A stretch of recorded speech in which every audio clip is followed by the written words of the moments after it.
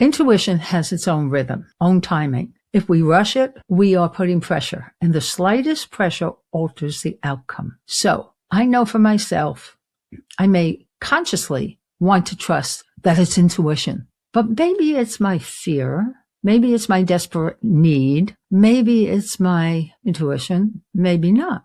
And it is why I began to record handwritten in journals. Still do. And most of the time, I take them now and I put them in a program afterwards by edit dictate. So knowing fear, imagination, it's very much the first things that I had to separate. And I realized you can teach yourself that, which is why if we record everything clearly that we think is intuition and get feedback, if we can, I dated it, I wrote it all down, and if I could get feedback, sometimes it would be right away, sometimes it would be weeks or months or years, like the UN. Like going to the UN and finding out that when I was 9 or 10, I saw everything that was going to happen decades later. So I didn't know that that was my soul giving me intuition about what's to come. Building the trust in that direction it can't be just, well, I trust myself. It has to be documented because it's the only way, as we say in today's world,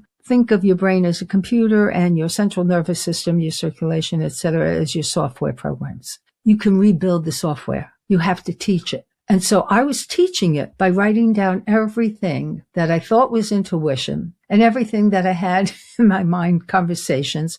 Yes, I filled up many, many books in no time at all. At any given time, I can count 9 different journals in my home, busily writing in them from room to room. Well, okay, so I find that if I handwrite first, I will remember more. And so I have them by my bed. It's where years ago, back in the early 70s, I believe, or later, somewhere in that time, I wanted to write poetry. Couldn't. Pressure. And I thought, when I was 16, I was able to write it because I wasn't feeling something very strongly. I simply wanted to write poetry. It didn't work. Later, I moved to Bud Lake, New Jersey. It's a winter. I was splitting wood. I dropped a piece of wood on my toe. And because of the pain, something redirected itself. In order to move into less severe recognition of what's going on in the body that's so painful for some of us, I threw myself into something creative. I took a look at what I had written previously